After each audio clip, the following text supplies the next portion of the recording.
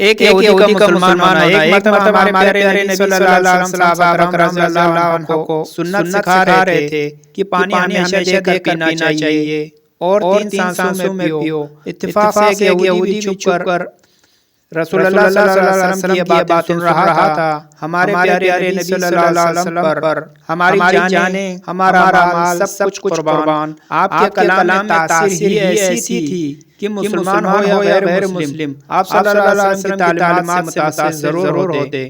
رات کو سوتے اس یہودی کو ہمارے پیارے نبی صلی اللہ علیہ وسلم کی باتیں سن رہا تھا، پیاس لگی، بہت زور کی پیاس محسوس ہوئی۔ جب اس یہودی کو پیاس لگی تو وہ اپنی بیوی سے بولا کہ مجھے اچھی طرح دیکھ کر پانی پلاؤ۔ بیوی بولی آپ کیسی باتیں کرتے ہیں، چراغ بجھا چکی ہوں، رات کا وقت ہے، کیا دیکھ کر پانی پلاؤں؟ ایسے ہی پی لیجئے، پانی تو صاف ستھرا ہوتا ہے۔ گھر کا ہمارے یہودی کو بڑا غصہ آیا، بیوی سے بولا کہ چراغ جلاؤ اور روشنی میں مجھے پانی دیکھ کر پلاؤ۔ بیوی بگ جگ کرتی اٹھی، سمجھی کہ شوہر پاگل ہو گیا ہے۔ آخر یہودی اٹھا اور چراغ روشن کیا۔ چراغ کی روشنی میں اس کی بیوی نے دیکھا کہ اندھیرے میں وہ جو پانی اپنے شوہر کے پینے کے لیے لائی تھی، اس میں ایک سیاہ بچھو تیر رہا تھا۔ یہودی بھی دیکھ کر حیران رہ گیا، اس پانی میں سیاہ بچھو تیر رہا تھا۔ بیوی کو اس نے تمام ماجرا سنایا کہ کس طرح اس نے چھپ کر رسول اللہ صلی اللہ علیہ وسلم کی باتیں سنی تھی کہ پانی ہمیشہ دیکھ کر پینا چاہیے۔ صبح کو وہ یہودی ہمارے پیارے نبی صلی اللہ علیہ وسلم کی خدمت میں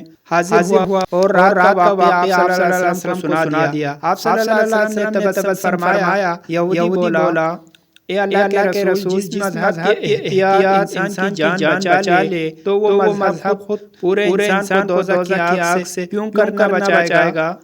اتنا کہا اور وہ یہودی کلمہ پڑھ کر مسلمان ہو گیا۔